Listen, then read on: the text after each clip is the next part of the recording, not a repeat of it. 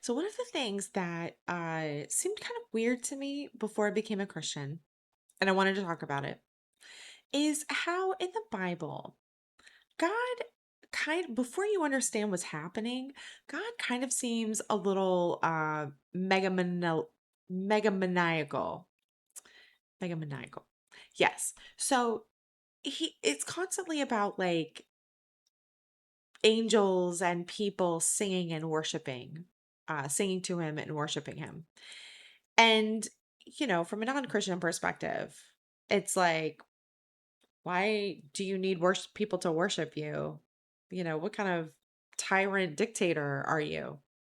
And the thing is, before you're a Christian, you don't understand that what we interpret as worship is really the counterfeit, is what the enemy is actually doing. But we don't have it in that context because we don't know.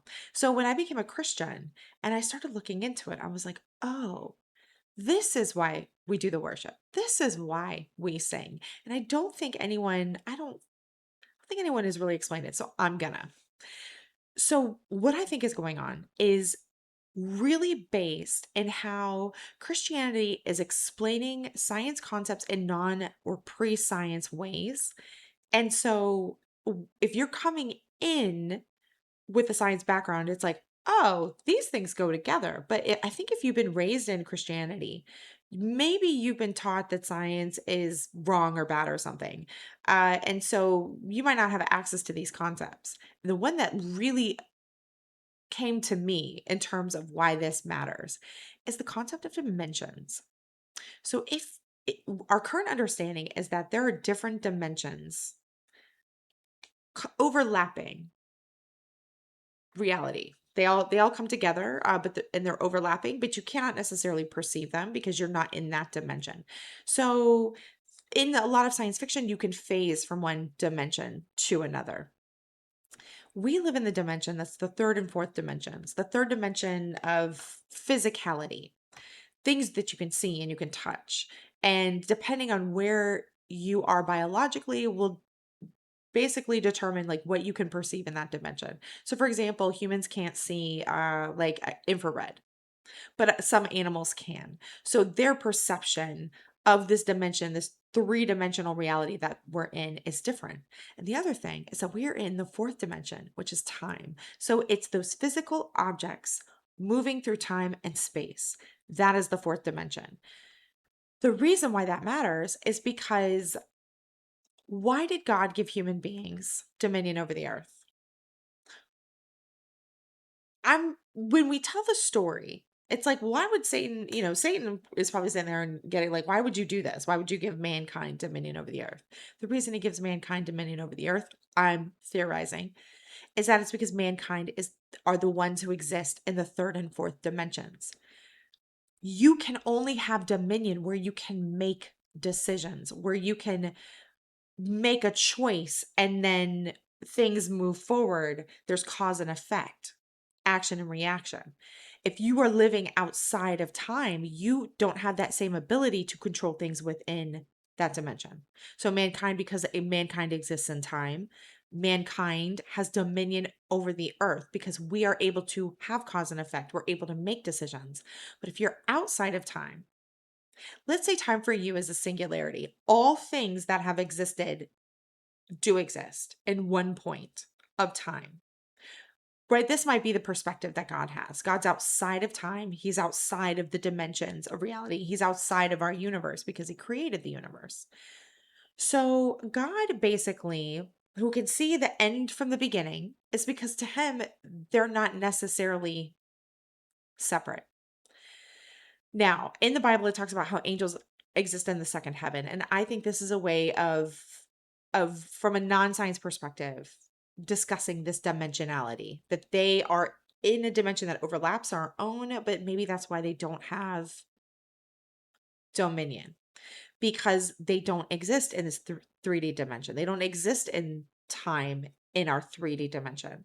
They might exist in time in their non 3D dimension, which is why they are, oh, what is it? One of them's everlasting, one's eternal, like God's eternal, but the angels are everlasting. So basically, They can influence this 3D dimension that exists in time, but because they don't live in the 3D dimension, they don't have dominion over the 3D dimension. Now, when we're talking about where we're getting information from, uh so in a spiritual kind of community, like a non-Christian, they'll talk about downloads, like they get a download, and they usually mean like from the universe, or maybe they're working in a Wiccan pagan way with like a smaller case G, god or goddess. However, in the Christian community, we are orienting to God. We want to hear from God. We want to have a relationship with God. We want to be close to God. We want God to be close to us. Part of the way that God did that was Jesus entering into the third dimension, the fourth dimension, basically working according to the rules so that he never loses the ability to have dominion over the earth, because he never makes a mistake. That's why he's got to be perfect. That's also why he's got to be man and God. Because if he's not man, then what he does doesn't apply. What does the devil do? The devil takes cases to the court of heaven and says, hey, this person doesn't deserve what they're getting, and I want to come against them. Right? So, like, at least one man has to get through that gauntlet and not make a mistake. When you compare Job and Jesus, Job, who actually means like the persecuted one, Job has all this stuff happen to him, and he goes, God, why? Why me? And so we look at Job and we think, oh, he didn't make any mistakes. But I think he did. I think he made the mistake of going, God, why me? Whereas in Jesus's case, he's like, why have you forsaken me? But also, thy will be done. He's able to finish what Job was not able to do. He's able to live the perfect life so that the devil never has anything on him, so the devil can never come against him. And so when Jesus died and was actually received a judgment that wasn't his to receive, he was innocent, not only of that, but of everything. Suddenly the devil lost his claim to be able to take out the people that have dominion over the earth. Anyway, so we want to be close to God. We have the Holy Spirit within us. We want to be close to Yahweh, God in his Yahweh aspect. Well, how do we do that? If he's outside of the universe, he's outside of time. There are some angels that don't get instructions. They're not communing directly with God. That's why they like being around human beings who have a relationship with God or who are speaking the word of God. That way they get to be close to God. But because they're not necessarily the ones who are like talking to him, because again, they're in a different dimension from God and they aren't able to access wherever the heck God is. When we worship, when we sing, there's something about that it's like we're an antenna or we're a radio that's aligning to where God is. So we're able to access that dimension. The singing is essentially a gate. We are like an antenna.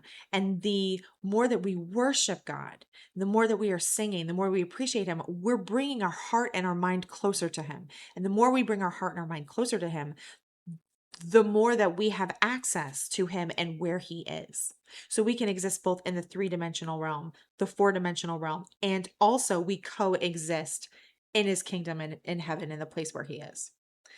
A lot of Christian eschatology is about bringing those places together at some point, but right now they're not. And so we're building that bridge.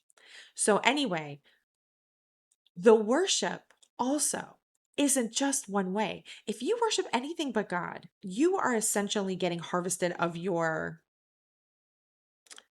power, of your energy. When people say like vibration, they mean emotional presence, but I think emotional presence has a presence in the non-physical realm. I think it has a presence in other dimensions. And that's why the whole demon thing ends up impacting us, because those the not the fallen angels, they're in those realms and they can both see our emotional states in a way that we can't see it, and based off that can try to like influence us, and so then they get us to do something wrong, and then suddenly we've lost, you know, our inheritance, but we can get it back through Jesus, right? Like it's like, I'm a paralegal, I have a paralegal background, so when I look at this, I'm like, this is the most elegant legal system I've ever seen. It's incredible. But to get back to basics, so the worship of God pours back into us. Whereas when you worship things on earth, it doesn't give back to you in the same way. Instead, what you're doing is you're putting your emotional energy, your personal power, your essence, you're pointing it to that thing which is not God and therefore the source of all things, ultimately replenishing.